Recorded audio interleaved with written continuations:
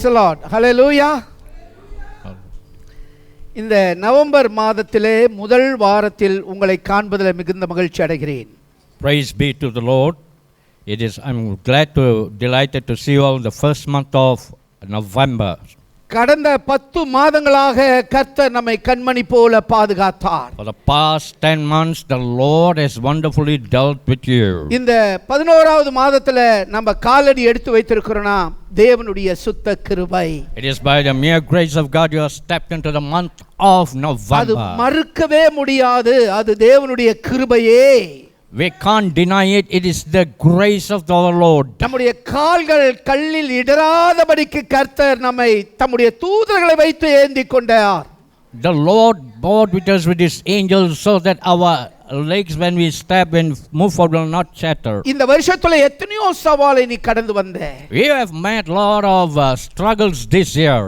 ஆனால் சிங்கத்தின் மேலும் வலு சர்ப்பத்தையும் மிதிக்கவும் அதை ஜெயிக்கவும் கர்த்தர் உனக்கு கிருபை கொடுத்திருக்கிறார். God has given you the grace to step onto the serpent and also the young lion. இந்த வருஷத்திலே ஒரு வெற்றியின் வருஷமாக கர்த்தர் உங்களை நடத்தி வருகிறார். The Lord is leading you in a victorious year this year. அந்த தேவனுக்கு ஒரு பலத்த கரங்களை தட்டி மகிமைப்படுத்துவோமா? Shall we give a round of applause and praise the Lord? Praise the Lord. கர்த்தருடைய வார்த்தைக்கு போக போறோம். We're going to go to the word of God. உங்களுடைய ஃபோன் இருந்துச்சுனா சைலன்ட்ல போட்டு வைங்க. Please put your phone into silence. பின்பகுதியில் இருக்கிறவங்க கர்த்தருடைய வார்த்தையை கேளுங்க. சில சமயத்துல பக்கத்துல உள்ளவங்க கிட்ட பேசி கொண்டு இருக்காதபடிக்கு பார்த்துக்கொள்ளுங்க. Please guard yourself. Those who are sitting at the back, do not talk to your neighbors sitting next to you. ஏனா மற்றவர்களுக்கு அது டிஸ்டர்பா இருக்கிறது. It is an hindrance to others as they are listening to the message. இந்த நேரம் நம்ம பேசி கொண்டு இருக்கிற நேரம் அல்ல. This is not the time for us to talk. நாம் பக்தியாக கர்த்தரை கனம் பண்ணக்கூடிய நேரமாக இருக்கிறது. It's a time to give reverence to the Lord. அதற்காக தான் சபைக்கு வந்திருக்கிறோம். That's the reason why we've come to the church. ஆகிலும் ஒரு வார்த்தையில என் தேவன் என்னோடு பேசணும்ன்ற எண்ணத்தோடு வந்திருக்கிறோம். I come with an idea that even with one word the Lord should speak to me. தேவனே என்னை சந்திங்கப்பா அப்படின்ற எண்ணத்தோடு சபைக்கு வந்திருக்கிறோம். We come with the intention, Lord, please meet me. அந்த உணர்வோடு கர்த்தருடைய வார்த்தையை கேட்போம். Shall we read with that feelings? We'll listen to the word of God. நிச்சயமாய் கர்த்தர் உங்களை ஆசீர்வதிப்பார். Definitely the Lord will bless you. இன்றைக்கு நான் உங்களோடு கூட பேச போகிற கர்த்தருடைய வார்த்தையுடைய தலைப்பு என்னன்னா ஐக்கியத்தை பற்றி பேச விரும்புகிறேன். Today I'm going to share it from the title called fellowship. ஐக்கியத்தினுடைய முக்கியத்துவத்தை சிலர் உணர்வதில்லை. Some of them do not really take the interest of this fellowship. அதுக்கு முக்கியத்துவம் கொடுக்கிறது இல்ல. They are not given the importance to it. ஆனா நம்முடைய வாழ்க்கையில எப்பொழுதுமே ஐக்கியத்துல நிலைத்து நிற்கணும்னு வேதம் சொல்லுகிறது. And the Bible says we must always be standing in fellowship. இது முக்கியமான டாபிக் என்றது முதலாவது உங்களுடைய இருதயம் அதை நம்ப வேண்டும், ஏற்றுக்கொள்ள வேண்டும். Your heart must receive and take it. It's a very important subject that we are going to speak. அப்பதான் இன்னைக்குள்ள வார்த்தையானது உங்களுக்கு பலனுள்ளதா இருக்கும். Only then this word will benefit you today. இன்னைக்கு अनेक பேர் ஐக்கியத்தை தவறான இடத்துல பயன்படுத்தி கொண்டு இருக்காங்க. In many places people are misusing the fellowship. தகாத நண்பர்களோடு வைக்கறாங்க. They are really going with friends they should not go. தகாத இடங்களுக்கு போய் ஐக்கியத்தை வைக்கறாங்க. They are having fellowship in the wrong places. அவர்கள் சபைக்கு வரும்போது கிறிஸ்தவர்களாகவும் வெளியில போகும்போது அவர்கள் புறஜாதியரை போலவும் நடந்து கொள்கிறார்கள். They are coming to church as Christians. When they go out they are living as the worldly people. சில துன்மார்க்கர்கள்லாம் கூடும்போது அது ஒரு ஐக்கியம். When the wicked people join, that is a fellowship. சபையை பற்றி குற்றப்படுத்திக் கொண்டே பேசிக்கொண்டே இருப்பாங்க. They will keep on blaming the church and talking things against the church. அந்த மாதிரி இடங்கள்ல ஐக்கியம் வைக்க கூடாது. We must not have fellowship in such places. அந்த ஐக்கியத்தை கர்த்தர் விரும்பவில்லை. The Lord did not like that such places. பிசாசு இன்னும் ஒரு சில கூட்டத்தை தன்னுடைய ஐக்கியத்திற்குள்ளே இணைத்துக் கொள்கிறான். The devil also brought some fellowship in his own இந்த way. ஐக்கியத்திலிருந்து நீ வெளியே வர வேண்டும் என்று கர்த்தர் விரும்புகிறார். The Lord delights that you should come out of such fellowship. உண்மையான ஐக்கியம் என்ன? What is the real true fellowship? எந்த இடத்துல நம்ம ஐக்கியத்துல இருக்க வேண்டும் என்று வேதம் சொல்லுகிறது? And where does the Bible points that we should have fellowship? ஒரு சில காரியங்களை உங்களோடு கூட நான் பகிர்ந்து கொள்கிறேன். I like to share with you a few points there. இந்த வசனத்தை கேட்டு once you listen to this word, நம்ம இன்னைக்குள்ள வார்த்தையின்படி நம்மளை ஒப்பு கொடுக்க போகிறோம். And we are going to submit ourselves accordingly to today's word. ரெடியா இருக்கீங்களா? Are you ready? Hello, No. ரெடியா இருக்கீங்களா? Are you ready? Praise the Lord. Hallelujah. Hallelujah. என்னோடு கூட திருப்பிக் கொள்ளுங்க 1 யோவான் Turn with me to 1 John 1ஆம் அதிகாரம் வசனம் 3. 1 and chapter 1 and verse 3. நீங்கள் எங்களோடு ஐக்கியமுள்ளவர்களாகும்படி நாங்கள் கண்டும் கேட்டும் இருக்கிறதை உங்களுக்கும் அறிவிக்கிறோம். எங்களுடைய ஐக்கியம் பிதாவோடும் அவருடைய குமாரனாகிய இயேசு கிறிஸ்துவோடும் இருக்கிறது. ஹல்லேலூயா. இங்கே இயேசுவின் மேல் அன்பு கொண்ட அப்போஸ்தலனாகிய யோவான் எழுதுகிறாரு. Here the apostle, beloved apostle John writes, இது பொதுவாக அநேக விசுவாசிகளுக்கு எழுதப்பட்ட நிருபம் என்று நம்பப்படுகிறது. it is believed it is epistle written for the common believers. அவர் சொல்றாரு நீங்களும் எங்களோடு ஐக்கியமுள்ளவர்களாக வேண்டும் என்று சொல்லுகிறார். And he said that truly you should have fellowship with us. யாரோடு ஐக்கியமா இருக்க வேண்டும் என்று சொல்லுகிறார்னா, It is pointing to whom, with whom you must have a நாங்கள் fellowship, கண்டும் கேட்டும் இருக்கிறதை உங்களுக்கு அறிவிக்கிறோம். which we have seen and heard, we declare. எங்களுடைய ஐக்கியம் பிதாவோடும் அவருடைய குமாரனாகிய இயேசு கிறிஸ்துவோடும் இருக்கிறது. Our fellowship is with our Lord Jesus and for God the Father. உண்மையாவே ஆவியிலே வளர்ந்தவர்கள் சொல்லுகிற வார்த்தை அது.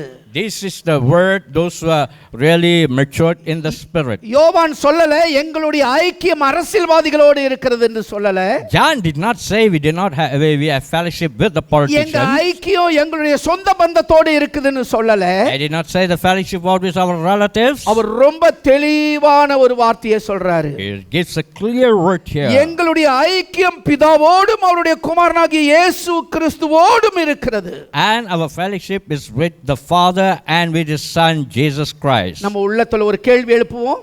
Let us ask a question within நம்ம ourselves. ஐக்கியம் பிதாவோடும் இயேசு கிறிஸ்துவோடும் இருக்கிறதா? Is our fellowship with the Father and Lord Jesus Christ? இன்னைக்கு எத்தனை முறை இயேசு கிறிஸ்து தனித்து விடப்பட்டிருக்கிறார் நம்மளுடைய வாழ்க்கையில? And how many times the Lord has been separated and left alone in our life? இந்த இடத்துல முதலாவது நான் பிதாவோடு இருக்கிற ஐக்கியத்தை குறித்து பேசுவதற்கு முன்பதாக இன்னும் ஒரு 2 ஐக்கியத்தை நான் சொல்லிட்டு அப்புறம் நான் பேச விரும்புகிறேன். Before I go to the fellowship of the Father, I like to share with you another 2 fellowship. இந்த வசனத்தை நான் விளக்குவதற்கு முன்பதாக முதலாவது உனக்கு உன் குடும்பத்திலே நல்ல ஐக்கியம் இருக்க வேண்டும். Before I explain to you, you must have a good fellowship in your family. அந்த குடும்பத்தை கர்த்தர் உனக்கு கொடுத்திருக்கிறார். The Lord has given you that family to you. உன்னை நம்பி அந்த குடும்பத்தை கொடுத்திருக்கிறார். He has entrusted the family into your நீ hands. கணவனாய் இருக்கும்போது அந்த வீட்டுக்கு தலையாய் இருக்கிற. As husband, you are the head of the family. ஆகினால உன்னுடைய பொறுப்பு உன்னுடைய குடும்பத்திலே நீ ஐக்கியமாய் இருக்க வேண்டும். Your responsibility is to have fellowship within the family. உன் மனைவிக்கும் உன் பிள்ளைகளுக்கும் அல்லது உன்னுடைய கணவனுக்கும் உன் பிள்ளைகளுக்கும் அல்லது உன் பெற்றோருக்கும் உங்களுக்கும் நல்ல ஒரு ஐக்கியம் தேவை. You need to have a good fellowship between the wife and husband, husband and wife, parents and children. இன்னைக்கு अनेक குடும்பங்கள் எப்படி தெரியுமா இருக்கு? Today you know how does the family look like? இப்போ உள்ள காலம் வந்து நீ வேலை சரியா அந்த பணம் உன் கையில. Now you are working, you belong to the money belongs to you. நான் வேலை செய்றேன்னா அந்த பணம் என் கையில. I am working, the money belongs to me. நீ இந்த கடனை பாத்துக்கோ நான் அந்த கடனை பாத்துக்கோ. You look at this debt and I'll look to you that another debt. இது நவீன குடும்பம். This is the new way of life. இது என்னுடைய பார்வையில அங்கேயே ஒரு gap உண்டாயிருச்சுங்க. In my sight there is a gap already fallen there. அங்க எங்க ஒரு மனம் இருக்கு? Where there is fellowship, the unity. அது எங்க ஒரு குடும்பம்? Where there is one family. கணவன் தனி குடும்பமா இருக்காரு, மனைவி தனி குடும்பமா இருக்காங்க. The wife and husband are separated life. அதனால தான் अनेक இடங்களில என்ன நடக்குதுன்னா வாக்குவாதங்கள் வருது அல்லது டைவர்ஸ் வருது. In many places they are arguing and ending up in divorce. 3 நாளைக்கு முன்பதாக ஒரு மலேசியா நியூஸ் ஒன்னு கேட்டேன். 3 days back I heard a Malaysian news. ஒரு குடும்பம் எப்படியெல்லாம் டைவர்ஸ்க்கு போகுதுன்ற காரணம் சொல்லப்பட்டது. They are giving saying that how are the ways that diversification is taking place. நம்முடைய மலேசியாவுல 14 மாநிலங்கள் இருக்கிறது. 14 states in our country. அதுல ஸ்லாங்கூர் மாநிலத்தினுடைய ஒரு கணக்கெடுப்பு காட்டினார்கள். And they saw that they already given a point of view there in Selangor. அந்த கணக்கெடுப்பு கூட சீனர்கள் அல்ல, இந்தியர்கள் அல்ல, வெறும் முஸ்லிமர்களை மாத்திரம் சொல்லப்பட்ட கணக்கெடுப்பு. It is only what mentioned about the Muslim, not about the Chinese and Indians. ஒரே மாநிலத்தில் ஒரு மதத்தை சேர்ந்த ஒரு கணக்கெடுப்பு சொல்லப்பட்டிருக்கு. There is some taken on average of one denomination people. அதுவும் ஜனவரியில இருந்து செப்டம்பர் வரலும் உள்ள கணக்கெடுப்பு. And that the counting is from January to September. ஏறக்குறைய 9 மாதத்தினுடைய கணக்கெடுப்பு. Approximately that was a 9 months calculation. அவங்க சொல்றாங்க 10,813 பேர் டைவர்ஸ்க்கு அப்ளை பண்ணி இருக்காங்களாம். 10,813 diversification took place. அப்ப மற்ற மாநிலத்தினுடைய கணக்கெடுப்பு யோசித்து பாருங்க. Just compare to other states and see. அப்ப ஒரு வருஷத்தினுடைய கணக்கெடுப்பு யோசித்து பாருங்க. And just add up to one whole year of that summarizing. ஏன்னு சொல்லி அதுக்கு காரணம் கொடுக்கும்போது when they saw the reason, ரெண்டு காரணம் கொடுக்கறாங்க. மெயினான காரணம், they are all giving only two reasons. ஒன்னாவது காரணம், சரியான பண நிர்வாக அமைப்பு அங்க இல்ல. First of all, they do not really have the good financial structure. வரவு 8னா செலவு 10னான்ற மாதிரி போகுது. They earn and they spend a lot. அல்லது கணவன் ஒரு பக்கம் செலவு பண்றாரு, மனைவி ஒரு பக்கம் செலவு பண்றாங்க. Or rather the husband spends one side and wife spends another side. தேவனுடைய பிள்ளைகள் அப்படிப்பட்ட ஒரு தவறான நிர்வாகத்தை நடத்த கூடாது.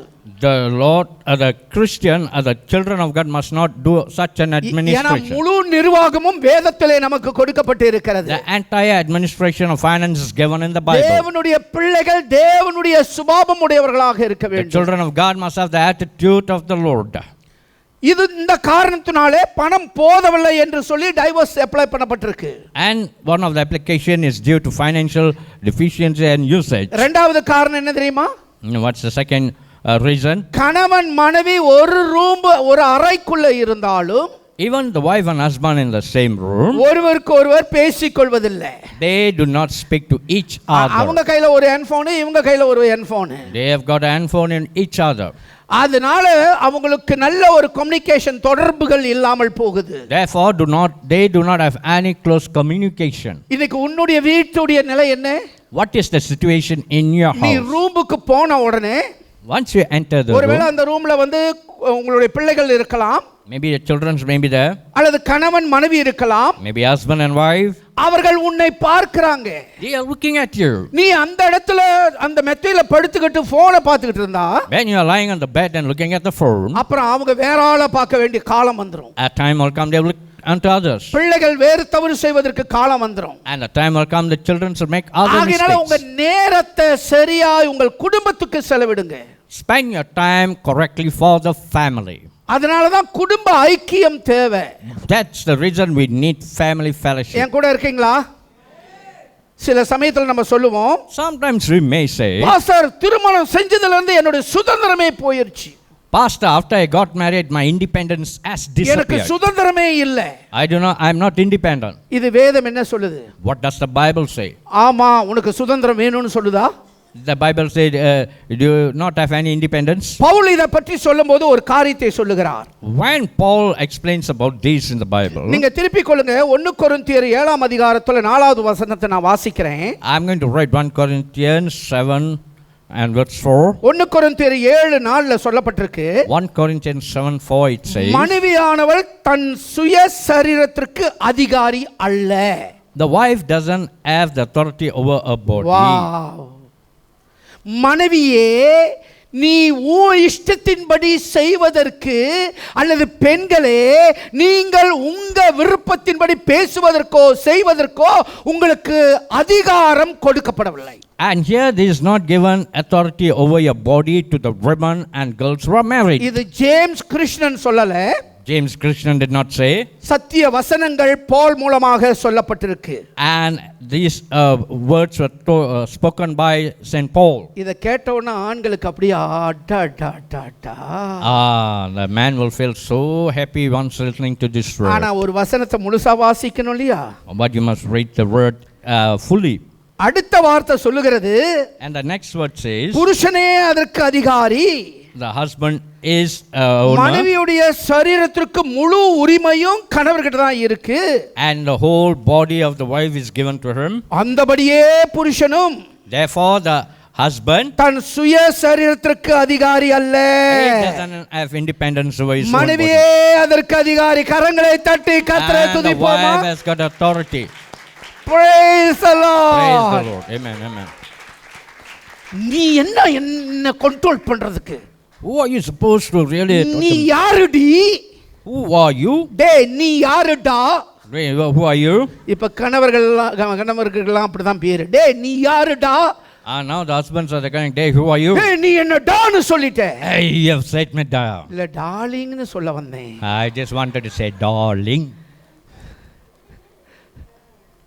வேதம் சொல்லுகிறது, The Bible says, மனைவி எங்க என்ன செஞ்சாலும் கணவனுடைய அனுமதி கேட்கணும்.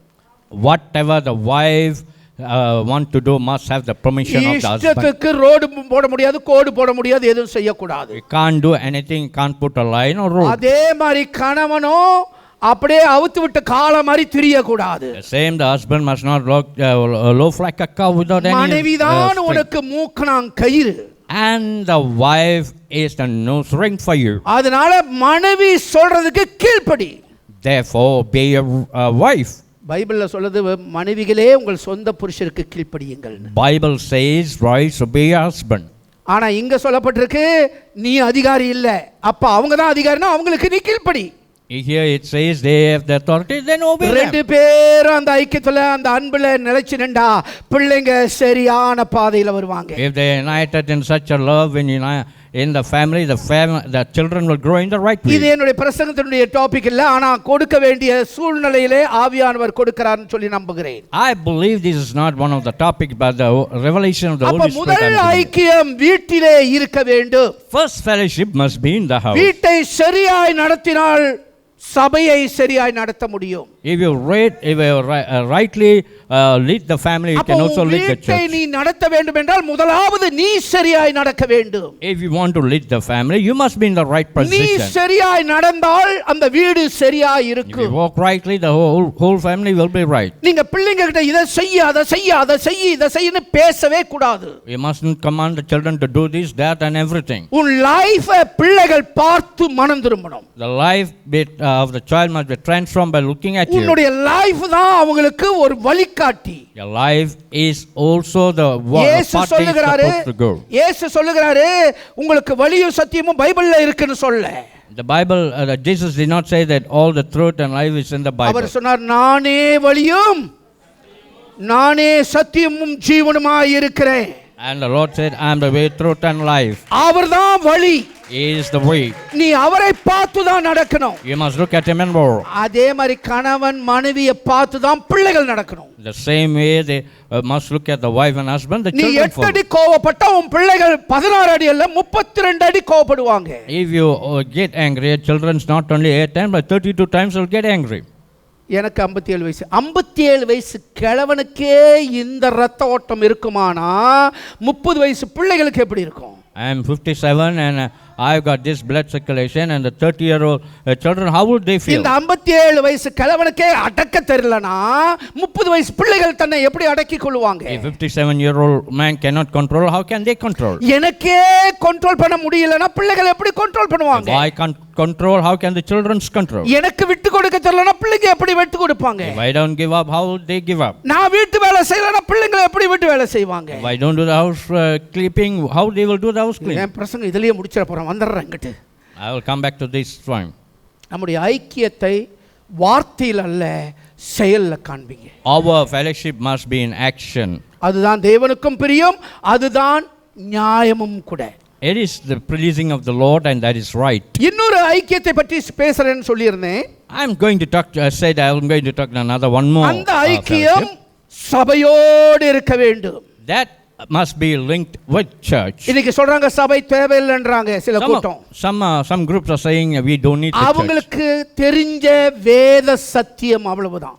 They only know that much of the scriptures. நம்முடைய ஐக்கியம் சபையோடு இருந்ததாக வேதத்துல நிறைய உண்டு. There are many places we can see that the fellowship that we have இன்னைக்கு in the church. அப்போஸ்தலர்களை விட அல்லது இயேசு கிறிஸ்துவை விட மிஞ்சின விசுவாசிகள் இந்த உலகத்தில் இருக்கிறார்கள் இப்பொழுது. And today, apart from Jesus and the apostles, there are greater people nowadays. நான் அவர்களை குறித்து நான் பேச விரும்பவில்லை. I'm not going to talk about them. வேத சத்தியத்தை உங்களோடு கூட நான் பேச I விரும்புகிறேன். talk about the truth of the Bible. என்னோடு கூட கலாத்தியர் புத்தகம் திருப்பிக் கொள்ளுங்கள். Turn with me to the book of Galatians 2ஆம் அதிகாரம் வசனம் 9. 2 and 9. கலாத்தியர் 2ஆம் அதிகாரம் வசனம் 9. Galatians 2, chapter 2 and verse 9. எனக்கு அளிக்கப்பட்ட கிருபையை அறிந்தபோது தூண்களாக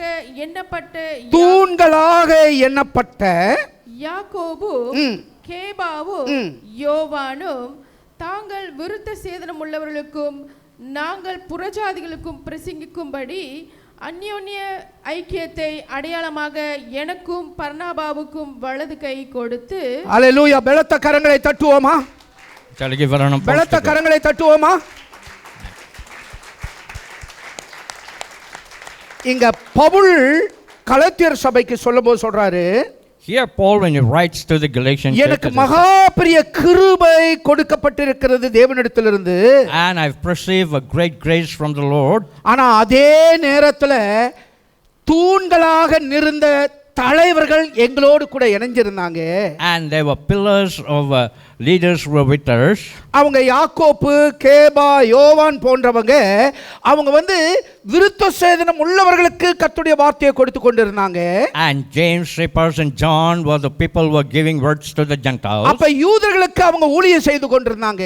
They were doing ministry for the Jews. ஆனா நாங்க புறஜாதிகளுக்கு ஊழியம் செய்ய எங்களை ஒப்பு கொடுத்தோம். But we gave ourselves to help the Gentiles. அந்த நேரத்தில் அந்யோன்ய ஐக்கியத்திற்கு அடையாளமாக எனக்கும் பர்னபாவுக்கும் வலது கை கொடுத்து எங்களை தாங்கினாங்கப்பான்னு சொல்றாங்க. And they said we had a good fellowship and they handed off their fellowship with us. அப்ப பவுலுக்கு கிறிஸ்தவர்களோடு அல்லது அப்போஸ்தலர்களோடு நல்ல ஒரு கனெக்ஷன் இருந்துச்சு. And there we see Paul, and within the Christians they had a very good fellowship. அதே மாதிரி சபையில் இருக்கிற தலைவர்கள் விசுவாசிகளோடு நல்ல ஒரு தொடர்பு இருக்கணும். Therefore the leaders in the church, they must have a good relationship with the common members. Pavul சொல்றாரு வலது கை கொடுத்தாங்க அப்படினு சொல்றாங்க. Here Paul say they gave their right hand. அந்த வலது கையை கொடுத்து தாங்கினாங்க.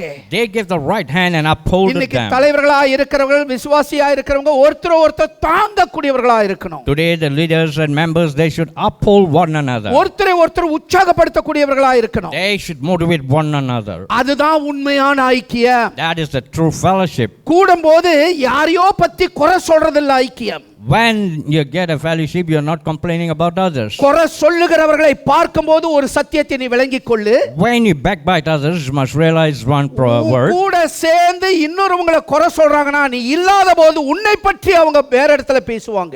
If you are really backbiting about someone, if you are not there, they will also do the same கூட backbiting. சேர்ந்து சபையை குற்றப்படுத்துறாங்கன்னா நீ இல்லாத போது உன்னுடைய குடும்பத்தை பற்றி அவங்க பேசுவாங்க. When you are talking bad about a church, if you are not there, they will talk about your family, very bad things. அப்படிப்பட்ட பாம்பை பார்த்தோன்னா தலையில அடிச்சு கொல்லக்கூடாது நீ.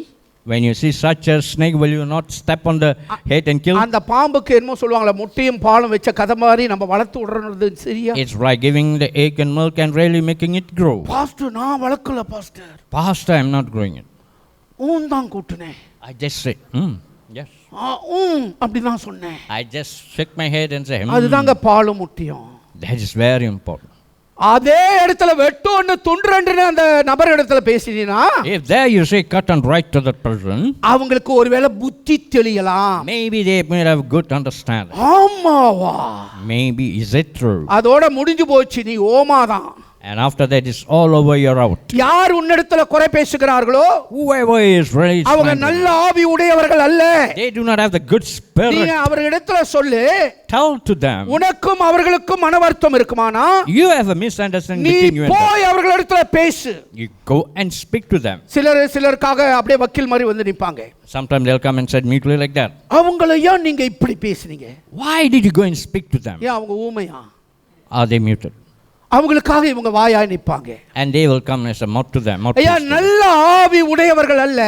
They not have a good உன்னை spirit. சரியான விதத்துல மேக் யூஸ் பண்ணுவாங்க. கடைசியா நானும் அவங்களும் ஒத்து போயிடுவோம். நீ பகையாளி ஆயிடுவே. They will always misuse you, and once the things are straightened, they will separate you, they become அவங்களுக்காக friends. வந்த நீ எதிரியா மாறிடுவே. Once you stand for them, you'll become an enemy. உன்னை தூண்டி குத்தி விட்டவர்கள் என்னோடு நட்பாயிடுவாங்க. And those people who prick you and motivate you, they'll become my அப்ப friends. தேங்காய் யாரு? Who is the coconut? அடுத்தவங்க சொன்னோன்னு அப்படியே இமோஷனல்ல வந்தாங்களே அவங்க தான் தேங்காய். These are the coconuts who come with emotion and speak for them. அவங்க தான் சுய புத்தி இல்லாதவங்க. They do not have anything understanding. ஏதாவது ஒரு சின்ன விஷயத்துல அப்படியே தூண்டி விட்டுட்டா அப்படியே கத்தக்கூடிய குழந்தை குணமுடையவங்க. They are like children. Once you provoke them, they will start யார் shouting உன்னை like a தூண்டி விடுறாங்களோ நீ பகடிக்காயாய் மாறி விடாத. When people promote you and poke you, do not become an hindrance for them. நீ பலிகடாக மாற்றுவதற்கு தான் அவங்க தந்திரமா பேசுறாங்க. They are speaking that you may become the scapegoat to them. சபையோடு ஐக்கியமாயிரு. A fellowship with the church. யார் சபையோடு ஐக்கியமா இருக்கறாங்கன்னா Whoever is with the fellowship with the அவங்க church, ஆவி நல்ல ஆவி உடையவர்களாக இருக்கிறாங்க. they are with the good spirit. ஆகினாலே நம்மளுடைய வாழ்க்கையில எப்பொழுதுமே சபையோடு ஐக்கியமா இருக்கணும். அடுத்தது சாட்சியாகவும் இருக்கணும். We must always have fellowship with the church and live as a witness. சாட்சி பெற்றவர்களாக இருக்கிறாங்க. We must receive testimony. அப்ப தேவன் சொல்றாரு சபையோடு ஐக்கியமா இருக்கிறவங்க நல்ல ஆவி உடையவர்களா இருக்கிறாங்கன்னு சொல்றாரு. And the Lord said those who are with the church, they got the good spirit. இரண்டாவது சாட்சியா இருக்கிறான்னு சொல்றாரு. Secondly, they are living as a living witness. ஏனா விசுவாசிகளுக்கு நீங்க எல்லாரும் நம்ம எல்லாரும் முன்மாதிரியா இருக்க வேண்டும் என்று வேதவசனம் சொல்லுகிறது. The Bible says we must be the first fruits of everyone as we are gathering. We must be an example. செயலிலும் உன்னுடைய எல்லா கிரியையிலும் நீ விசுவாசிகளுக்கு மாதிரியாயிரு. You must be an example in your works and actions and everything. அடுத்தது அப்படிப்பட்டவர்கள் யார் தெரியுங்களா ஐக்கியமா இருப்பாங்க? அந்த சபையின் மேலே நேசம் உடையவர்கள் தான் இருப்பாங்க. And next, the person who can have a real fellowship, the person who really loves the church. நல்ல ஆவியா இருப்பாங்க. They will have a good spirit. சாட்சி பெற்றவங்களா இருப்பாங்க. A witness. நேசிக்கிற இருதயம் உடையவர்களா The இருப்பாங்க. heart of loving the church. சபைனாலே ஒரு விதமான ஏக்கம் அவங்களுக்குள்ள இருக்கு. They have some kind of desire to serve the church. தாவீது சொல்றார் 1000 நாட்களை வெளியில இருக்கிறதை விட உம்முடைய சமூகத்தில் உம்முடைய ஆலயத்தில் இருப்பதற்கு ஒரு நாள் நல்லதுன்றார். And King David said 1 day is enough to spend in your house than rather spending 1000 days, 100 days outside. ஆலயத்திற்கு போவோம் என்று வாருங்கள்னு சொல்லும் பொழுது அவருடைய இருதயம் அப்படியே மகிழ்ந்ததாம். And he said, let's go to the church. His heart really rejoiced. தாவீதுடைய இருதயம் ஆலயத்திற்கு போகணும்னு ஏங்கிக் கொண்டு நின்றது. And the heart of David was really desiring, waiting to go to church. அதனாலதாங்க புழுதியில இருக்கிறவனை கர்த்தர் உயர்த்தினார். That is the reason why when he was in a miry clay, he lifted him up. அதனாலதாங்க கோலியாத்தையும் சவுலையும் முறியடிக்க அல்லது ஜெயிக்க கர்த்தர் கிருபை கொடுத்தார். That is the reason why he gave the grace to win over, take victory over Saul and சவுலோடு Goliath. நேரடியாய் அவர் யுத்தத்திற்கு போகவில்லை. He did not go directly to battle with them. எத்தனையோ வாய்ப்பு கிடைத்தது யுத்தம் செய்வதற்கு. They had many opportunity to go for war. கர்த்தர் எனக்காய் யாவையும் செய்து முடிப்பார்னு சொல்லி தேவ சமூகத்துல காத்திருந்தாரு. He waited. He said, the Lord will do everything for me. He waited in the presence of God.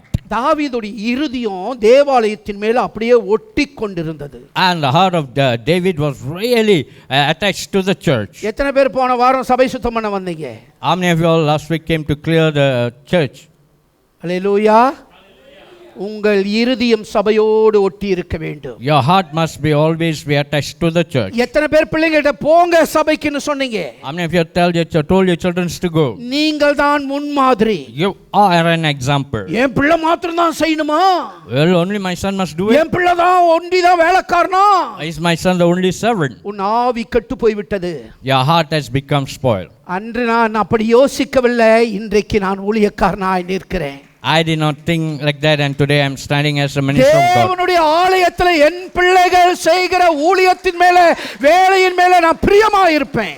I am really loving with the children, so everyone who loves the church and does the work for the church. மூணு பிள்ளைங்க 24 மணி நேரமும் சர்ச்சில் வேலை செய்றாங்கன்னா அதை விட சந்தோஷம் வேற எனக்கு எதுவுமே கிடையாது. And all my 3 children in 24 hours in the church, there is no greater joy than that. இப்ப பேர பையனையும் கூட்டிட்டு வந்துடுறாங்க.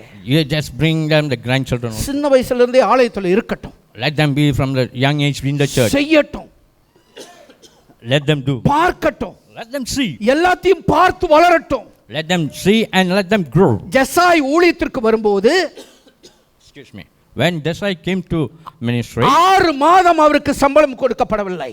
6 months he did not receive our anything. வந்த உடனே அந்த 6 மாதங்கள் வரலும் பாத்ரூம் டாய்லெட் கழுவி சபையை கூட்டி சுத்தம் பண்ணுகிற வேலை அவருடையது.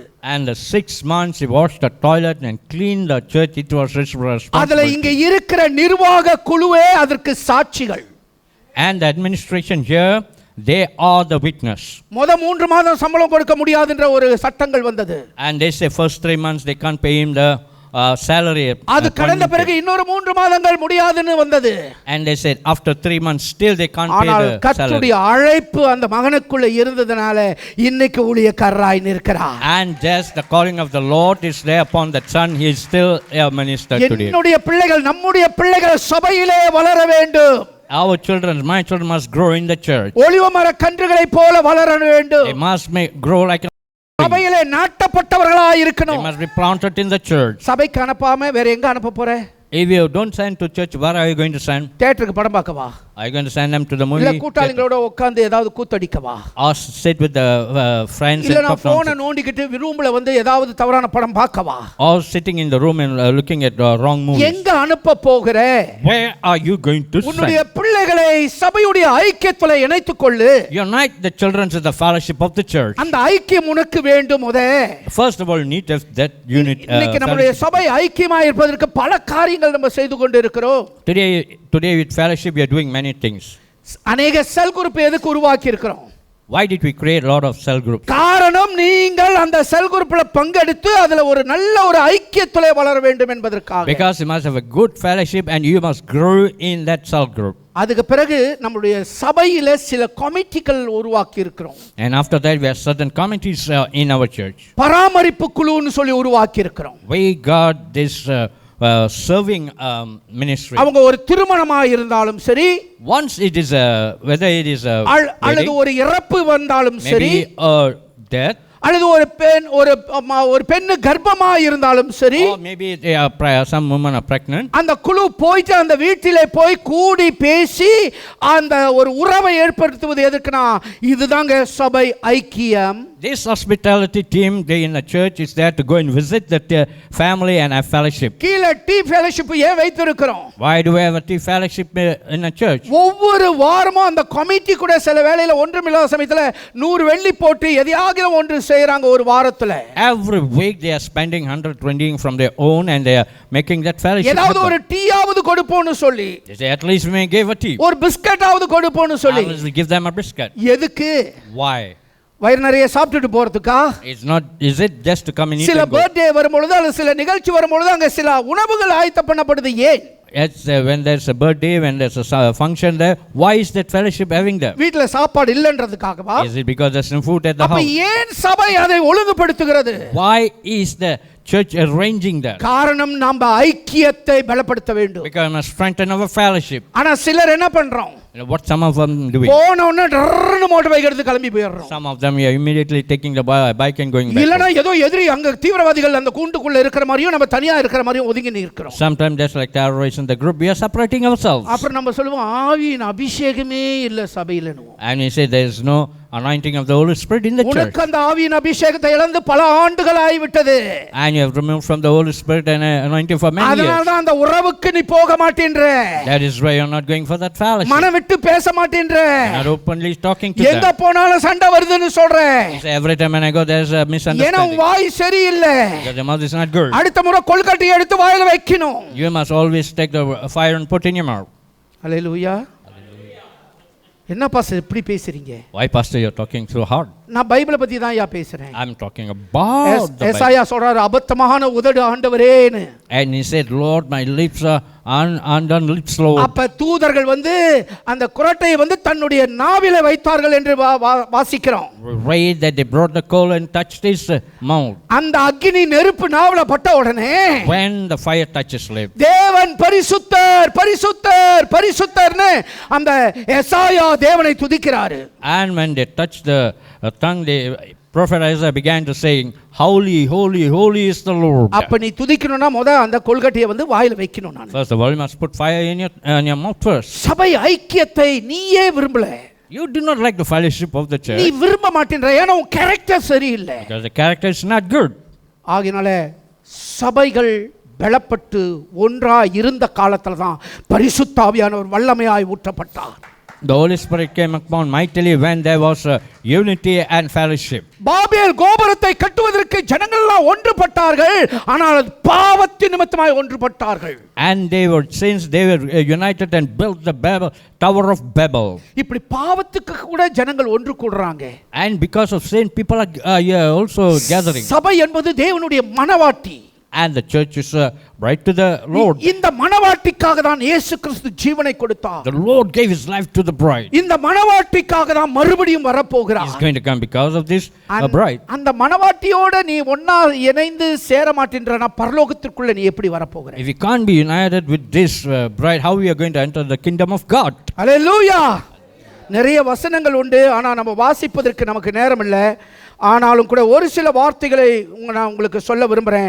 யோவான் 1ஆம் அதிகாரத்தில் 3வது வசனத்தை நம்ம வாசிக்கிறோம். There are many things I like to share in many words. I like to just turn with you one words and we see John 1 and verse 5. நம்முடைய உறவு பிதாவோடு இருக்க வேண்டும். Our relationship must be with the Father. இப்பதான் பிரசங்கத்திற்குள்ள வரோம். Now only we are coming into the message. அல்லேலூயா. நம்முடைய உறவு பிதாவாகிய தேவனோடு இருக்க வேண்டும். Our relationship must be with God the Father. ஏன் பிதாவோடு இருக்க வேண்டும்? Why must it with the Father? என்னோடு கூட ரெண்டு வசனத்தை நம்ம வாசிக்கலாம். We're going to read two words. ஒன்றாவது எபேசியர் 3ஆம் அதிகாரம். First is Ephesians chapter 3. 11வது வசனத்தை வாசிப்போம். We are going to read verse 11. இயேசு கிறிஸ்துவை கொண்டு எல்லாவற்றையும் சிருஷ்டித்த தேவனுக்குள்ளே ஆதி காலங்கள் முதல் மறைந்திருந்த ரகசியத்தினுடைய ஐக்கியம் இன்னதென்று எல்லாருக்கும் வெளிப்படையாக காண்பிக்கிறதற்கு இந்த கிருபை எனக்கு அளிக்கப்பட்டிருக்கிறது.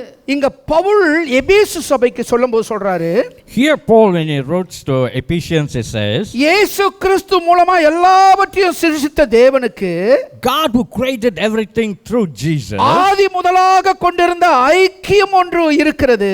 That is the beginning where there was in fellowship. அந்த ஐக்கியம் மறைக்கப்பட்டிருக்கு. And that is a hidden. அந்த ஐக்கியத்தை உண்டு பண்ணுவதற்காக தான் நான் இந்த ஊழியத்தை செய்கிறேன். And in order to create that fellowship I am doing this ministry. அப்ப நம்முடைய பிதாவாகிய தேவன் ஐக்கியத்தை விரும்புகிற ஒரு தேவன். And the Lord who loves fellowship to me, that's what the Lord wants. அவர் நம்மேல் மிகுந்த அன்பு கூர்ந்தவர். He has got great love on us. நம்மேல இரக்கம் பாராட்டுகிறவர். Yes, God has got great compassion on us. நம்மேல தயவாய் இருக்கிறவர். Yes, a God who has favor upon us. நம்மை அதிகமாய் நேசிக்கிற தேவன். A God who loves us greatly. அந்த பிதாவாகிய தேவனை அறிகிற அறிவில நம்ம வளரணுங்க. We must have the knowledge of growing in the Lord. நீங்க வளரும்போது, when you grow, அந்த ஐக்கியத்தில் பலப்படும்போது, when you are strengthened in that fellowship, உங்க வாழ்க்கையில என்ன நடக்கும் தெரியுமா?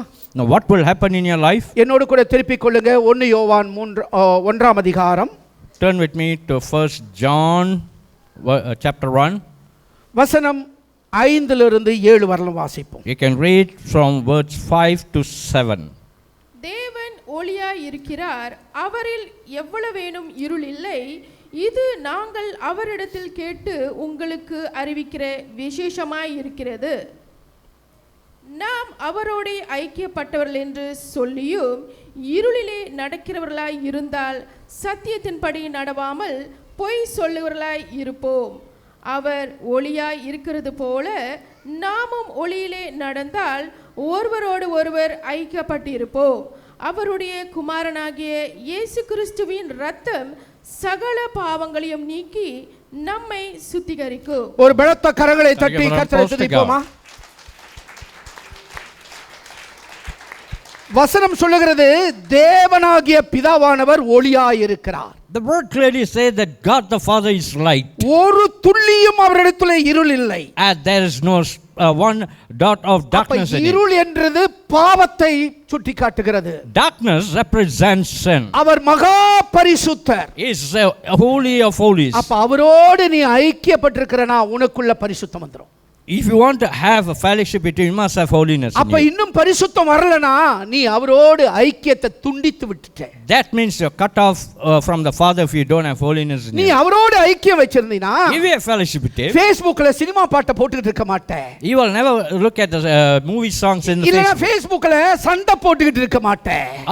You will not quarrel in Facebook. உன்னுடைய ஐக்கியம் பிதாவோடைய ஐக்கியத்திலிருந்து துண்டிக்கப்பட்டதனால தான் டிக்டாக்லயும் Facebookலயும் மற்றதுலயும் இன்ஸ்டாகிராம்லயும் பாஸ்டரை பிளாக் பண்ணிட்டு நீ வேலை செஞ்சிட்டு இருக்கற. And that is the reason why you don't have the right relationship with the Father. You are TikTok and Facebook and WhatsApp and wherever, everything you are cutting it. உன்னுடைய உறவு பிதாவினிடத்திலிருந்து துண்டிக்கப்பட்டு இருக்கிறது. Your relationship with the Father is cut.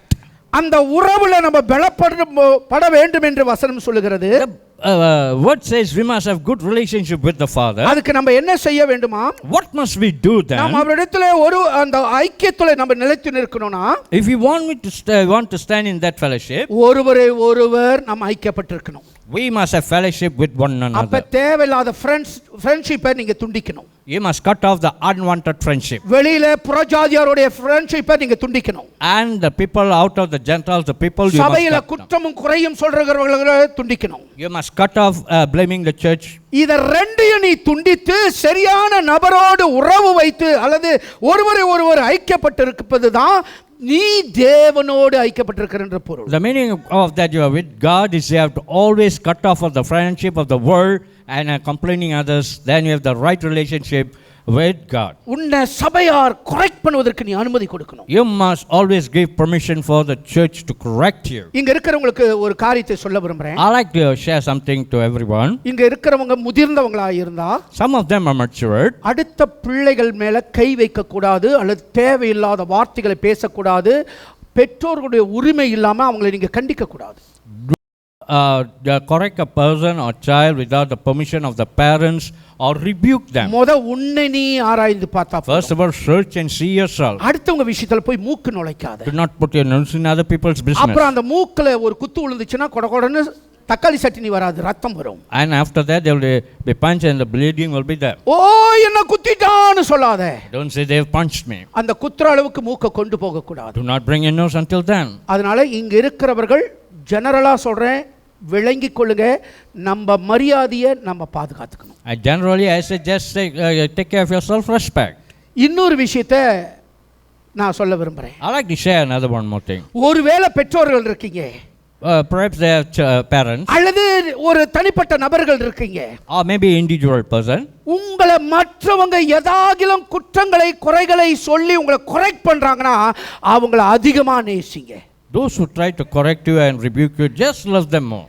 ஏன்னா அவங்க தான் உங்களை சீர்படுத்துறாங்க. These are the people rebuking. அவங்க தான் உனக்கு கண்ணாடியை போல உன்னை காட்டுறாங்க. They are like a mirror showing to அந்த you. மாதிரி ஒரு நபர் இல்லைன்னு சொன்னா உங்களுடைய பாதையில இருக்கிற குறைவுகளை நீங்க அறிந்து கொள்ள முடியாது. If there is no such a person, you cannot see the shortcomings in உங்க your way. முகத்துல இருக்கிற அந்த அந்த கொப்பளங்களையோ அல்லது அந்த அழுக்கையோ நீ கண்ணாடியில பார்ப்பது போல பார்ப்பதுதான் அந்த நபர்கள்.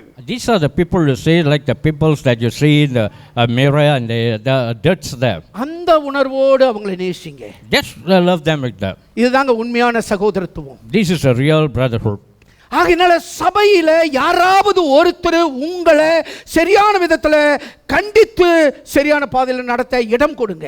Just give permission for the people to really rebuke and lead you to the right path. இரண்டாவது அந்த வசனம் சொல்லுகிறது, Secondly, the word says, இயேசு கிறிஸ்துவுடைய இரத்தத்தினால சகல பாவங்களும் நம்மகிட்ட நீக்கப்படுதான். and you see the blood of Jesus cleanses from all sin. யாருடைய பாவம் இயேசுவின் இரத்தத்தினால கழுவப்படுதோ And the sins, whoever sins is washed அவங்க by the blood of Jesus. ஆட்டோமேட்டிக்கா பிதாவினுடைய ஐக்கியத்துல இருக்கிறாங்க. They will automatically, they will the fellowship with the அப்ப Father. ரெண்டு விஷயம், ஒன்னு உன்னுடைய சகோதரனிடத்துல நீ ஐக்கியமா இருக்கணும்.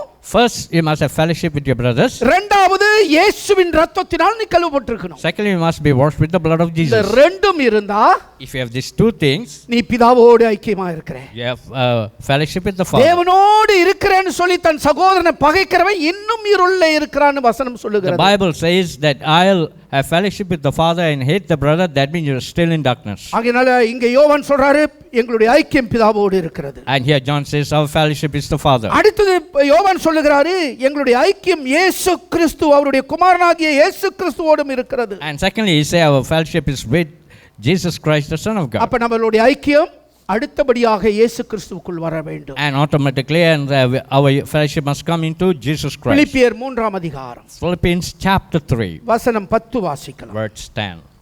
இப்படி நான் அவரையும் அவருடைய உயிர்த்தெழுதலின் வல்லமையையும் அவருடைய பாடுகளின் ஐக்கியத்தையும் அறிவதற்கு அவருடைய மரணத்திற்கொப்பான மரணத்திற்குள்ளாகி எப்படியாயினும் நான் மரித்தோல் இருந்து உயிரோடு எழும்புறதுக்கு தகுதியாக இருக்கும் படிக்கும். இந்த வசனத்தில் நம்ம வாசிக்கும் போது When we read in these words, இயேசு கிறிஸ்துவோடு நாளுக்கு நாள் நம்ம ஐக்கியமாய் எப்படி வருவது என்று சொல்லப்படுகிறது. it says that day by day how can we come into fellowship with the Lord? நாளுக்கு நாள் ஆண்டவராகிய இயேசு கிறிஸ்துவுக்குள் நம்ம எப்படி வளரலாம்? Day by day how can we have good fellowship with the Lord? என்ன செஞ்சா வளரலாம்?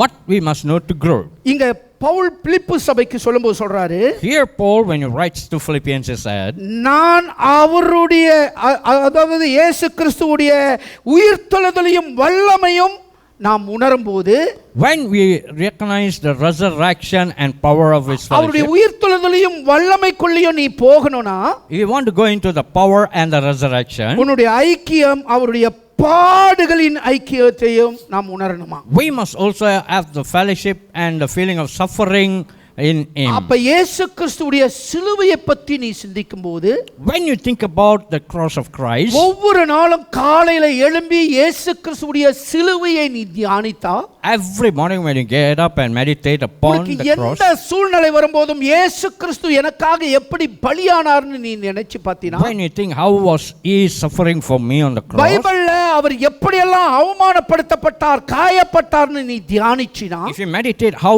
he suffered, he was hurt for you, எந்த பிசாசும் உன்னை வஞ்சிக்க முடியாது. no devil can deceive you. எந்த விஷயத்திலும் உங்களுடைய விசுவாசங்கள் கீழே விழாது.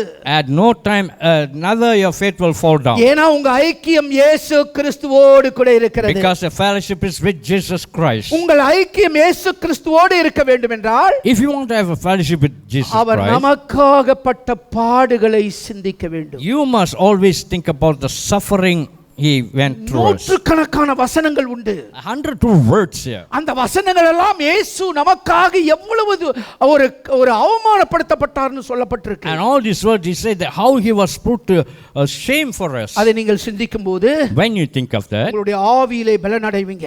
you will be strengthened in your உங்களுக்கு spirit. வருகிற சோதனையின் நேரத்திலையும் When the times of temptation is அந்த coming to you, சோதனையை பெருசா பார்க்க மாட்டீங்க. you will never see the temptation great. கர்த்தருக்காக வைராக்கியமா ஓடுவீங்க. You will run with the Lord, for the Lord with strength. இதற்காக தான் நானும் நீயும் அழைக்கப்பட்டிருக்கிறோம். This is the reason why you and I are called. 1 கொரிந்தியர் 1 Corinthians 10ஆம் அதிகாரம் chapter 10, வசனம் 16 வாசிக்கலாம். read verse 16. நாம் ஆசீர்வதிக்கிற ஆசீர்வாதத்தின் பாத்திரம் கிறிஸ்துவனுடைய இரத்தத்தின் ஐக்கியமாய் இருக்கிறது அல்லவா? நாம் பிற்கிற அப்பம் கிறிஸ்துவனுடைய சரீரத்தின் ஐக்கியமாய் இருக்கிறது அல்லவா? ஹல்லேலூயா. ஒவ்வொரு மாதத்துலயும் நம்ம ராப்போச்சனம் எடுக்கிறோம். Every month you are taking the communion. காரணம் அவருடைய மரணத்தை மட்டும் நினைவு கூறல, Not only thinking about his death, அவருடைய வருகையை மட்டும் நினைவு கூறல, not only thinking about his coming, அவருடைய உடன்படிக்கையை மட்டும் நினைவு கூறல, not only with his covenant, அவரோடு கூட ஐக்கியப்படுவதற்காக தான் ராப்போச்சனத்தை எடுக்கிறோம். and you having fellowship in order to taking that communion. அதனால சில பரிசுத்தவான்கள் இருக்காங்க. There are some holy men. வாரத்துல மாதத்துல முதல் வாரம் மாத்திரம் சபைக்கு வருவாங்க. Only the first month, only the first week of the month they will come. மாத கிறிஸ்தவர்கள். They are monthly Christian. மற்ற நாள்லாம் சபை ஐக்கியம் வேண்டாம் உங்களுக்கு. They do not need any other fellowship on other days. நீங்கள் வருவது நல்லதுதான். It is good that you can come. ஆனால் ஒவ்வொரு வாரமும் சபை கூடுகை எல்லா இடங்களிலும் நீங்க வர வேண்டும். You must come to church and also in the assembly of every place where you are assembled. Pastor அதெல்லாம் முடியாது pastor. Pastor, I cannot do that. அதே மாதிரி தான் என் பிள்ளையும் கூட நான் வளர்க்கிறேன். That let my children come. எப்படி வளர்க்குறீங்க sister? Why you must come? நான் சொல்றேன், நீ 29 நாளும் என் வீட்டுக்கு நீ வரக்கூடாது. 29 days you must not come. நீ வேலை சரியா, குடிக்கிறியா, எங்க தெருவில் இருக்கிறியா, அது உம்பாடு. It's up to you whether you are taking bath or eating. மாசத்துல ஒரு முறை மாத்திரம் சம்பளத்தை எடுத்துட்டு வந்துரு. Only once a month you just bring your salary. நான் அப்படிதான் pastor வளர்க்கிறேன். That is how I am doing. அப்படின்னு யாராவது பெற்றோர்கள் இருந்தா, If there is any parents like உங்கள் that, பாதப்படியிலே உட்கார்ந்து நான் அதை கற்றுக்கொள்ள விரும்புகிறேன். I want to sit at the feet. I want to learn from them. அப்படி யாரு செய்றோம்? Are we doing like that? பிள்ளைகளுக்கும் பெற்றோருக்கும் இருக்கிற உறவு என்ன? What is the relationship between the அதே போல parents விசுவாசிக்கும் and இந்த சபைக்கும் அப்படிப்பட்ட ஒரு உறவு எப்பொழுதும் இருக்க வேண்டும். we must have such a relationship between the church and everyone like that. எப்ப பார்த்தாலும் ஏன் வரலன்னு பாஸ்டர் போன் அடிச்சு கேட்டுக்கிட்டே இருக்கிறாரு. Pastor always calling and say, why are அதுக்கு you not coming? ஸ்டீவனை ஒரு ஆளை நியமிச்சிட்டாரு. He has already given me ஒரு வாரம் வரலன்னா ஐயோ ஏன் இன்னைக்கு சேர்ச்சில் உங்களை பார்க்கலன்னு கேட்கிறாரு. and he say he calling and say, why I didn't see you in church today? எனக்கு பிடிக்கவே இல்லை pastor. Pastor, I don't like pastor. அதே மாதிரி உன் பிள்ளை சொன்னா If the child says, your son says the same thing, நோயோன்னு இருக்கிற, why are you always nagging? ஏம்மா கத்திக்கிட்டே கிடக்கிற? Why are you always yelling at me? உங்களுக்கு எவ்வளவு சந்தோஷமா இருக்கும். And how happy you will be. என் பிள்ளை சொல்லுது, My child is telling, நான் எப்பொழுதுமே கத்திக்கிட்டே இருக்கிறேனா? I'm always yelling in the house. ரொம்ப சந்தோஷமா இருக்கு. அப்படியா சொல்லுவீங்க? I say, I'm very happy. Will you say that? டேய் உனக்கு இப்ப தெரியாதுடா. And he say, hey, you do not know now. நான் செத்த பிறகு உனக்கு தெரியும். You'll know once I'm இல்ல dead. நீ பட்ட பிறகு உனக்கு பேசுறமா இல்லையா? Are you talking like that? Not. இதுக்கு மாத்திரம் நான் வாய் அப்படி நீளமா போகுது. And he said, the mouth is getting white. குடும்பமும் சபையும் ஒன்றாய் இருக்கிறது. The church and the family is one. இதை உணர்ந்து கொள்வோம். We must realize that. இல்லனா நம்ம வாயில மண்ணு விழுந்து போய்டும். If not, sand will come into our mouth. ஆகையால் நம்மளுடைய உறவு இயேசு கிறிஸ்துவுடைய மரணத்தோடு இணைந்து இருக்க வேண்டும். Our relationship must be linked with the death of Christ. முடிவாக ஒரு வசனத்தை சொல்லி நான் முடிக்க விரும்புகிறேன். I conclude it one word. நம்முடைய உறவு பரிசுத்த ஆவியானவரோடு இருக்க வேண்டும். We must have our fellowship with the Holy Spirit. என் கூட இருக்கீங்களா? நம்ம சபையில பாரம்பரியமா ஒரு காரியம் செய்யப்படுது. In our church, we are doing N tradition. ஆத்துமாவே கர்த்தரை ஸ்தோத்திரி. We say, bless the Lord of my soul. பாரம்பரியமா தானே செய்றோம். We are doing it traditionally. அது சொல்லிட்டா தான் பெருமூச்சு அப்பா. And once he says a deep breath, oh my God. அதுக்கு பிறகு எல்லாரும் அமைதியான பிறகு பாஸ்டர் ஒரு டயலாக் சொல்லுவாரு. After that, pastor will say a dialogue. என்ன சொல்லுவாரு? நம்முடைய கர்த்தராகிய. And he say, my God. And my God. அதுவும் ஏதோ ஒரு சங்கீதம் பாடுறது போல கேட்டுட்டு போய். And that's also like singing a psalm. ஆனா அந்த வசனம் என்ன சொல்லுகிறது? What does that word say? அப்ப ஒவ்வொரு வாரமும் அதை ஏன் நாம நினைப்பூட்டுறேன்? Why am I reminding this word? அது சத்தியத்திலும் மிக முக்கியமான பகுதியை அது கையாளுகிறது. It is one of the important points that is stretching in the சிலருக்கு scriptures. பைபிள்ல அந்த வசனம் இருக்கிறதே தெரியல. Some of them do not know whether they have the Bible. என்னோடு கூட திருப்பிக் கொள்ளுங்க 2 கொரிந்தியர் புத்தகம். Turn with me to 2 Corinthians. 13ஆம் அதிகாரம் வசனம் 14. Chapter 13 and verse 14. கர்த்தராகிய இயேசு கிறிஸ்துவினுடைய கிருபையும் Grace. தேவனுடைய அன்பும் பரிசுத்த ஆவியினுடைய ஐக்கியமும் உங்கள் அனைவரோடும் கூட இருப்பதாக. பலத்த கரங்களை தட்டி கர்த்தரை துதிப்போமா? Let us give a round of applause to God. ஒவ்வொரு வாரமும் ஊழியக்காரர்கள் வாயிலிருந்து பரிசுத்த ஆவியானுடைய ஐக்கியம் உங்களோடு இருக்க வேண்டும் என்று சொல்லப்படுகிறது. Every week the minister is telling the communion of the Holy Spirit be with you. ஆனா எத்தனை முறை அந்த வசனத்துக்கு நம்ம இணைந்து இருக்கிறோம்? How many times we are linked with that word? எத்தனை முறை கீழ்ப்படிந்து இருக்கிறோம்? How many times we have obediently நம்முடைய to it? பரிசுத்த ஆவியானவர் தேவத்தன்மை உடையவர். And Holy Spirit has got the godliness in him. Our உணரக்கூடியவர். He can feel it. அவர் உணர்ச்சி உடையவர். He has feelings. பரிசுத்த ஆவியானவர் தான் நம்முடைய இந்த எல்லா ஐக்கியத்திற்கும் அஸ்திபாரமானவர். And the foundation of the Holy Spirit is everything in we do. குடும்பமாய் இருக்கட்டும், Let it be family. சபையாய் இருக்கட்டும், Let it be church. பிதாவுடைய உறவாய் இருக்கட்டும், Let it be a relationship with the இயேசு Father. கிறிஸ்துவுடைய பாடுகளின் ஐக்கியமாய் இருக்கட்டும். And also the fellowship of the இது suffering Jesus. எல்லாத்திற்கும் நம்மை கூட்டி செல்லுகிறவர் ஆவியானவர் ஒருவர் மட்டுமே. Only the Holy Spirit can lead in all these things. ஆவியானவர் தான் அதனுடைய ஐக்கியத்தின் அஸ்திபாரம். And the Holy Spirit is the foundation of our the fellowship. இல்லைன்னு சொன்னா குடும்பம் உடைஞ்சிடும். If he is not there, the family our will break. இல்லைன்னா சபை உடைஞ்சிடும். If he is not there, the church will break. அவர் இல்லைன்னா பிதாவின் உறவு துண்டிக்கப்பட்டுரும். Without him, the relationship with God our will be cut இல்லைன்னு the சொன்னா Father. சிலுவையின் பாடுகளை தியானிக்க முடியாது. Without him, he can't look at the sufferings of the cross. ஆகையால் அவர்தான் நம்முடைய அஸ்திபாரம். Therefore, He is our foundation. அவர்தான் இந்த ஆசீர்வாதத்தின் கதவை திறந்து விடுகிற திறவுகோல். He is the key that opens the door of blessings to us. அவர் இல்லாமல் நம்மளால ஒன்றும் செய்ய முடியாது. We can't do anything without Him. ஆவியானவரே என்னை நிரப்புங்கப்பா. Yes, the Holy Spirit fill me. ஆவியானவரே என்னுடைய ஐக்கியம் உம்மோடு இருக்கணும்பா. Lord, my fellowship must be with நீங்க you. தான் பிதாவாகிய தேவனோடு என்னை ஐக்கியப்படுத்தணும் ஆண்டவரே. Holy Spirit, you are the one that you நீங்க really தான் fellowship இயேசு me with the Lord. கிறிஸ்துவோடு கூட எங்களை ஐக்கியப்படுத்தணும் ஆண்டவரே. You are the one must make the fellowship with the Son of God, Jesus. நான் பாவத்துல இருந்த என்னை கழுவி என்னை கிருபையாய் மீட்டெடுத்தவரே. Lord, whereas I was in sin, you washed me and you took me out. என்னை கண்டித்து உணர்த்தினவரே. Lord, you rebuked me and taught எனக்கு me. போதித்து புத்தி சொல்லுகிறவரே. Lord, you taught me and என்னை அரவணைத்து சேர்த்துக் கொள்ளுகிற தெய்வமே. Lord, you hugged me and you lit me. ஆவியானவரே என்னை நிரப்புங்கப்பா. Holy Spirit, fill me. அன்னைக்கு ஆதி திருச்சபையில ஆவியானவருக்கு முதலிடம் கொடுத்தாங்க. And those days in the early church, they gave first place to the Holy Spirit. அசைக்க முடியாத ஆலமரம் போல விசுவாசிகள் நின்றாங்க. And the believers stood as a strong tree that unshakable. இன்னைக்கு எப்படி ஒரு சின்ன காற்று வீசும்போது மெழுகுவற்றி அணைந்து போகிறதோ அதே போல சின்ன சின்ன பிரச்சனையில நம்ம அணைந்து போய் விடுகிறோம். And that's the reason why, like a fire in the candle that is blown out, in simple things we are also blown நீ out. மெழுகுவற்றி அல்ல. You are not a candle. நீ எரிமலை என்பதை உணர்ந்து கொள். You must know that you are a எந்த volcano. காற்று மழை அந்த அனலை தணிக்க முடியாது. No wind can stop that fire. கர்த்தருடைய ஆவியானவர் உன்னோடு கூட இருக்கிறார். The Holy Spirit is with you. ஆவியானவருக்கு முதலிடம் கொடு. Give first place to the Holy Spirit. எவ்வளவு பெருமழை பெய்யட்டும். No matter let a storm come. எவ்வளவு வெள்ளங்கள் வந்து உன்னை மோதட்டும். Let flood come and hit you. உன்னுடைய விசுவாசம் என்கிற அந்த வீடானது நிலைத்து நிற்கும். And your house in faith, built in faith, will stand நம்மள still. ஒப்பு கொடுப்போமா? Shall we submit ourselves? ஆவியானவரே என்னை ஒப்பு கொடுக்கிறேன்ப்பா. Holy Spirit, I submit myself. பரிசுத்த ஆவியானவரே என்னை ஒப்பு கொடுக்கிறேன்ப்பா. Holy Spirit, I submit N myself. பலத்தினால் அல்ல, Not my என் strength. பராக்கிரமத்தினால் அல்ல, Not by my strong. உம்முடைய ஆவியினால் எல்லாம் ஆகும் ஆண்டவரே. Yes, Lord, not my might, but அப்படியே everything அந்த in you. உணர்வோடு ஒப்பு கொடுப்போமா? Shall we let our relationship be built அந்த with Him? சிந்தையோடு இருக்கிற இடத்துல அப்படியே எழும்பி நிற்போம். ஐக்கியம் என்பது எவ்வளவு முக்கியம் என்பதை இன்னைக்கு அறிந்து கொண்டோம். உலகத்தார் கூடுகிற ஐக்கியத்தில் நீ உட்கார வேண்டிய காலம் இல்லை. இது உன் நேரத்தை விரயமாக்க வேண்டிய காலம் இல்லை.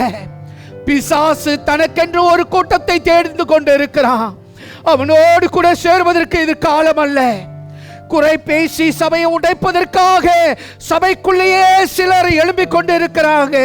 அவங்களோடு சேர்வதற்கு இது காலம் அல்ல. உன்னுடைய ரட்சிப்பை காத்துக்கொள். உன்னை நீ காத்துக்கொள்.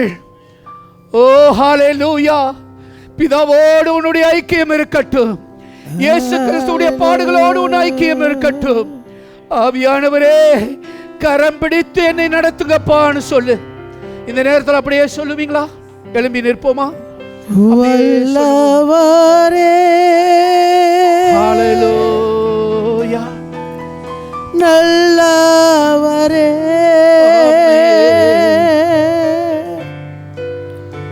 ஆராதனை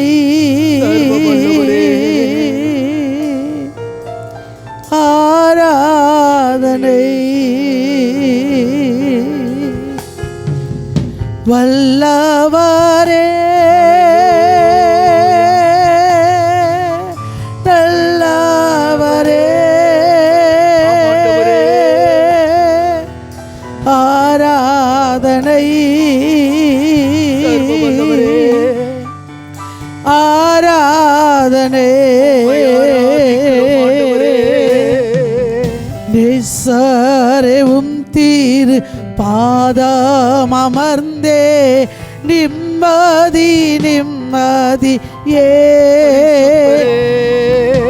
ஏசரே தீர் பாதம் அமர்ந்தே நிம்மதி நிம்மதி பரிசுத்தரே ஆர்வமுடனே பாடி துதிப்பே ஆனந்த ஆனந்தமே ஆண்டவரே உம்மை பாடி துதிப்பப்பா. அதுவே எங்க உள்ளத்திற்கு ஆனந்தம் ஆண்டவரே. அடைக்கலமே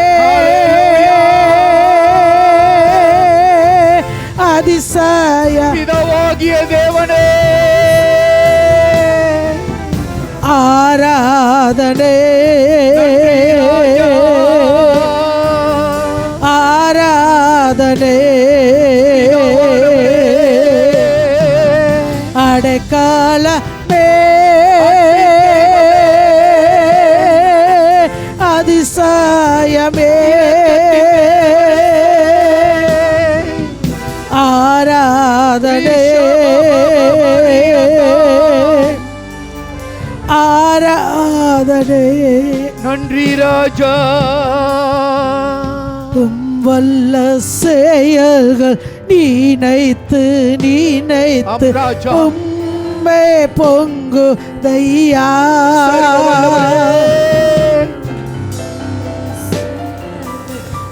ஷவாலாரியா உள்ளமே பொங்கு தையா நல்லவரே நன்மை செய்தவரே நன்றி நன்றியை பரிசுத்தாவியானவரே நல்லவரே நன்மை செய்தவரே நன்றி ராஜா. பரிசுத்தரே படைத்தவரே ஆராதனை ஆராதனை பரிசுத்தரே படைத்தவரே ஆராதனை ஆராதனை வல்லவரே நல்லவரே ஆராதனை ஆராதனை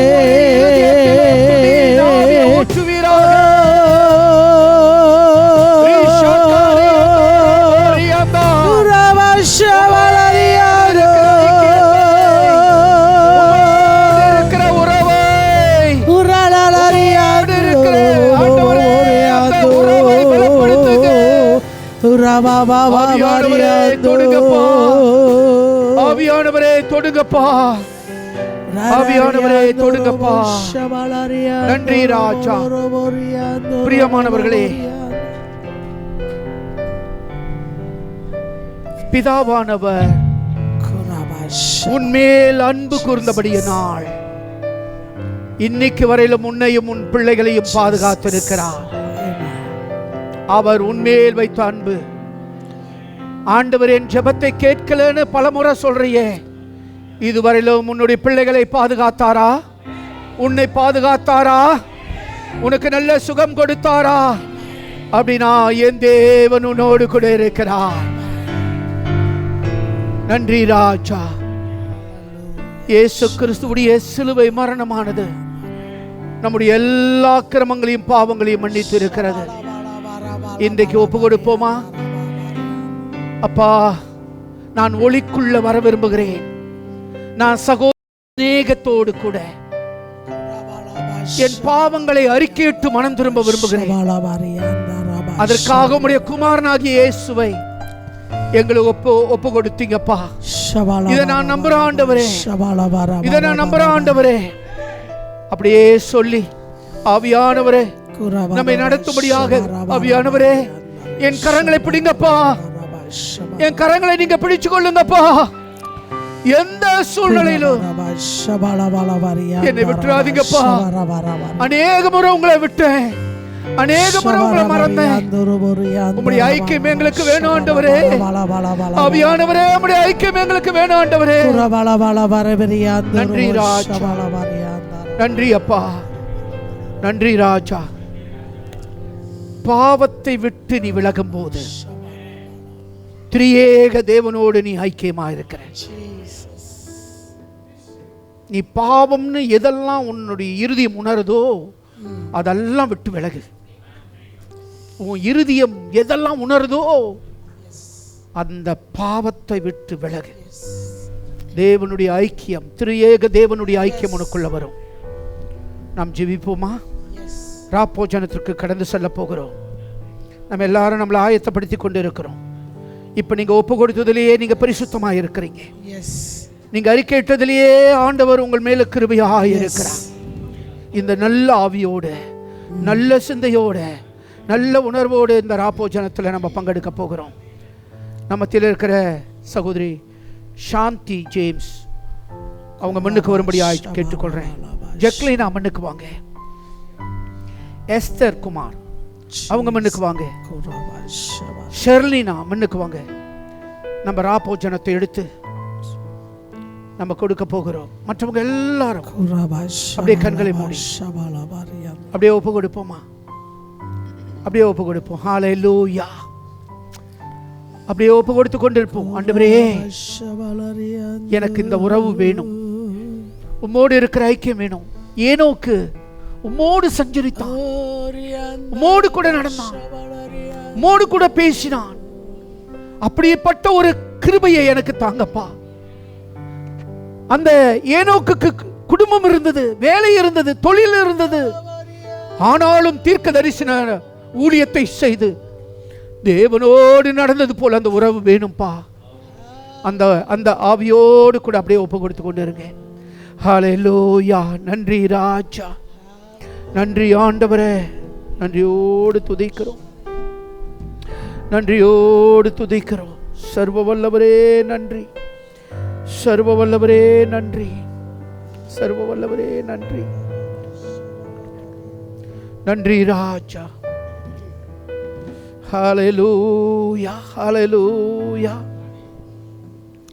ஹல்லேலூயா. நன்றி ராஜா, நன்றி ராஜா, நன்றி ராஜா, நன்றி ராஜா. Jesus, Jesus. அப்படியே நாம் ஜெபிப்போமா? சர்வ வல்லமை உள்ள தேவனே, தர்மையான நாளிலே எங்களுக்கு வேண்டிய வார்த்தையை கொடுத்து நாங்கள் உம்மோடு சேர்வதற்கு, இந்த ஐக்கியத்திற்குள்ள வருவதற்கு உம்முடைய வசனத்தை காண்பித்தீரே. கோடி நன்றி ராஜா. ஆண்டவரே, இந்த நாளிலும் கூட குமாரனுடைய பாடுகளை, சிலுவையிலே தியாகம் செய்த இயேசு கிறிஸ்துவின் பாடுகளை நாங்கள் நினைவு கூற வந்திருக்கிறோம். அப்பா, இந்த அப்பங்களை ஆசீர்வதிங்க, இந்த பாத்திரங்களை ஆசீர்வதிங்க, அதை சுமந்து நிற்கிறவர்களை ஆசீர்வதிங்க, அதில் பங்கெடுக்கிற எங்கள் ஒவ்வொருவரையும் ஆசீர்வதிங்க. எங்கள் அனைத்தையும் பரிசுத்தப்படுத்துங்க. நம்முடைய கரத்தில் ஒப்பு கொடுக்கிறோம். இயேசு கிறிஸ்துவின் நாமத்தில் ஜெபிக்கிறோம் நல்ல பிதாவே. ஆமென், ஆமென். இந்த நேரத்திலும் கூட ஞான ஸ்நானம் எடுத்தவர்கள் நீங்கள் இதில் பங்கெடுக்கலாம். திருமுழுக்கு எடுத்தவர்கள் நீங்கள் பங்கெடுக்கலாம். தேவனின் அன்பு அது மெய்யான தெய்வீக அன்பு. கல்வாரி தேவனின் அன்பு அது மெய்யான தெய்வீக அன்பு. கிறிஸ்து இயேசுவே உள்ள தாங்கிடுதே. கிறிஸ்து இயேசுவே உள்ள சுமை தாங்கிடுதே.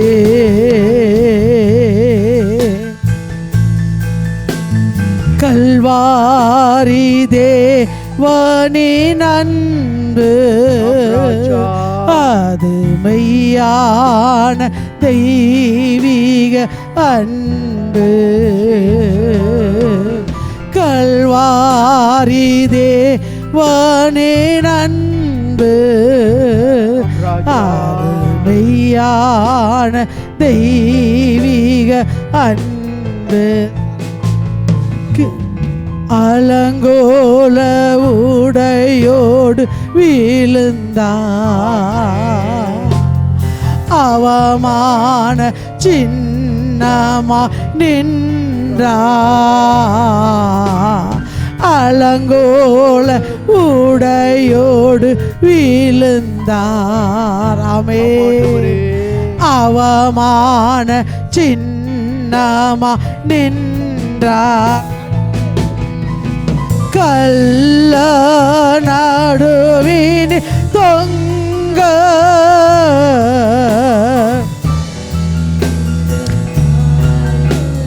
காயங்கள் பட்டா. கள்ள நடுவின் தொங்க தலைமுறை கால்வார் காயங்கள் பட்டா. இயேசுவே இயேசுவே இயேசுவே உமக்கு நன்றி. இயேசுவே இயேசுவே இயேசுவே உமக்கு நன்றி. அல்வாரி தேவனி அன்பு அது மெய்யான தெய்வீக அன்பு. கல்வாரி தேவனி அன்பு அது மெய்யான தெய்வீக அன்பு. கல்வாரி தேவனின் அன்பு அது மெய்யான வீக அன்பு. கல்வாரி தேவனின் அன்பு. நன்றி ராஜா, நன்றி ராஜா, நன்றியோடு தெய்வீக ஹல்லேலூயா. பிரியமானவர்களே, இயேசு கிறிஸ்து காட்டிக் கொடுக்கப்பட்ட அன்றைய ராத்திரியில அவர் அப்பத்தை எடுத்து அதை ஸ்தோத்திரம் பண்ணி அதை பிட்டு தம்முடைய சீஷர்கள் கையிலே கொடுத்தார். இதை வாங்கி புசியுங்கள், இது உங்களுக்காக பிற்கப்படுகிற என்னுடைய சரீரமாயிருக்கிறது என்றார். அன்பான தேவஜனமே, இயேசு கிறிஸ்துவுடைய சரீரம் நமக்காக பிற்கப்பட்டது, நமக்காக மரித்தார். இது உண்மை. இதை அப்படியே நம்பி, இயேசுவே எனக்காக நீங்க மரித்தீர் என்று 100% நான் நம்புறேன்ப்பா. அந்த மரணத்தை நினைவு கூறும்படி நாம் எல்லாரும் இந்த அப்பத்தை அப்படியே புசிப்போம்.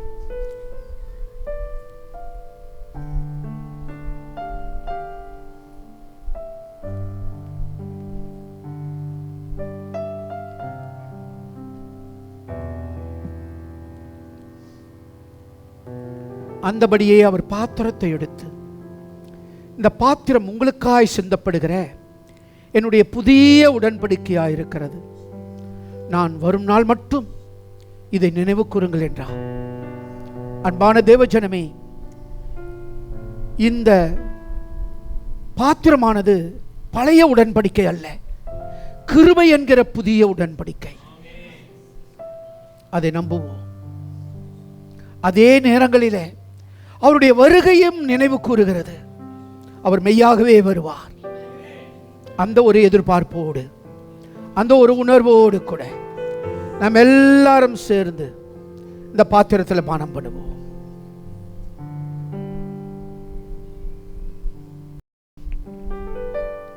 நன்றி ராஜா, நன்றி செலுத்துகிறோம் ஆண்டவரே, நன்றியோடு துதிக்கிறோம் ஆண்டவரே.